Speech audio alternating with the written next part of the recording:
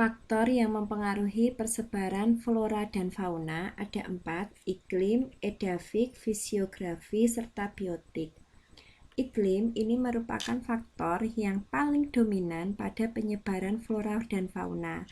Ada 4 indikator. Yang pertama suhu, kelembapan udara, kemudian curah hujan, kemudian yang terakhir adalah angin. Suhu. Permukaan bumi akan mendapatkan energi panas dari radiasi matahari dengan intensitas penyinaran yang berbeda pada setiap wilayah. Perbedaan inilah yang menyebabkan suhu udara di muka bumi itu akan berbeda-beda. Suhu udara itu akan sangat berpengaruh terhadap kehidupan hewan dan tumbuhan. Misal, flora dan fauna yang hidup di daerah kutub itu akan memiliki ketahanan dan toleransi yang lebih tinggi terhadap perubahan suhu yang terjadi pada siang dan malam jika dibandingkan dengan flora dan fauna yang berada di daerah tropis.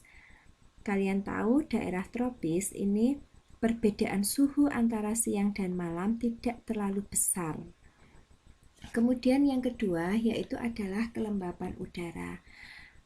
Kelembapan udara ini adalah kandungan uap air yang ada di dalam udara.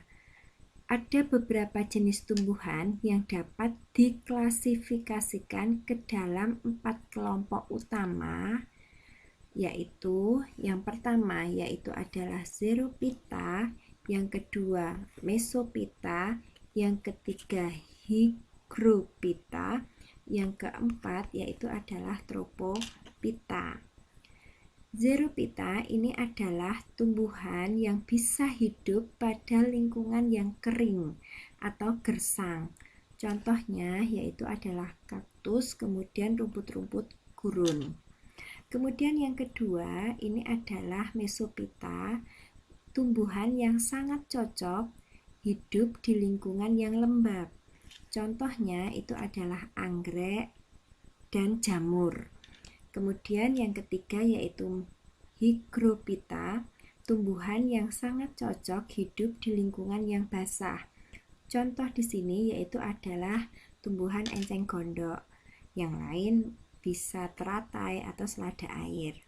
Kemudian yang keempat, Tropophyta ini adalah tumbuhan yang mampu beradaptasi terhadap perubahan musim kemarau dan penghujan. Serta tumbuhan ini cocok pada daerah yang memiliki iklim muson tropis. Contoh tumbuhannya yaitu adalah pohon jati. Kemudian curah hujan. Curah hujan ini adalah banyak sedikitnya hujan yang turun pada suatu wilayah. Kalian tahu air merupakan kebutuhan yang vital bagi makhluk hidup.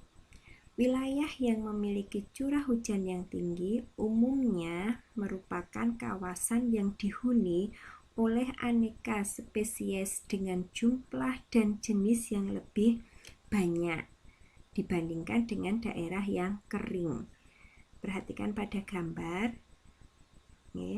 Ini adalah hutan yang berada di daerah ekuator, sedangkan ini adalah tumbuhan yang berada di daerah gurun.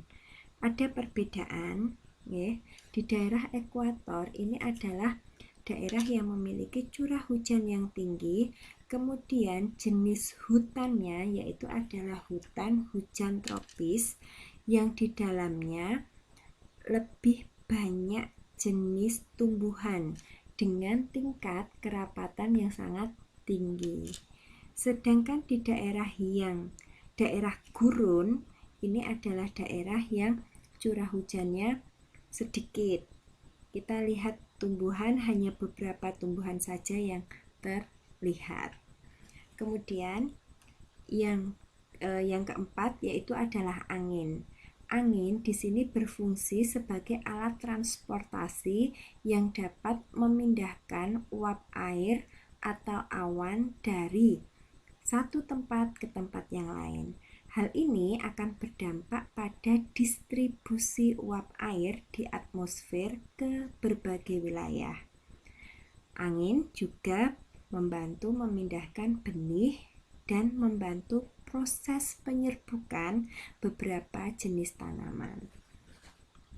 Kemudian faktor yang kedua yaitu adalah edafik. Edafik ini tanah, ya.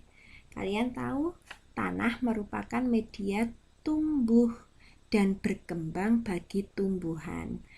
Kondisi tanah yang paling berpengaruh itu adalah kesuburan.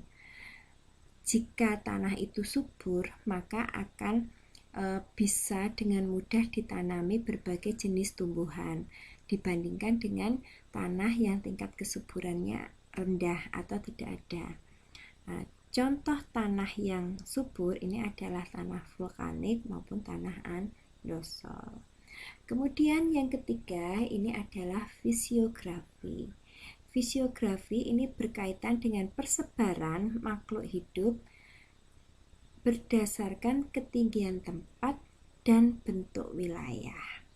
Contohnya kalian di kelas 10 ini pernah mempelajari pembagian iklim menurut Jung Hoon. Ini adalah pembagian tumbuhan berdasarkan jenis, berdasarkan ketinggian tempat, gitu ya. Ada 4 zona. Yang pertama yaitu adalah zona panas, sedang, kemudian sejuk, kemudian dingin. Jenis tumbuhan di situ juga akan berbeda. Misalkan ini padi, zona sedang kopi, kemudian zona sejuk pinus, dan zona dingin itu adalah lumut, gitu ya. Kemudian faktor yang keempat itu adalah faktor biotik. Manusia merupakan salah satu komponen biotik yang berperan sentral terhadap keberadaan flora dan fauna di suatu wilayah, baik itu bersifat menjaga kelestarian atau mampu mengubah tatanan kehidupan flora dan fauna.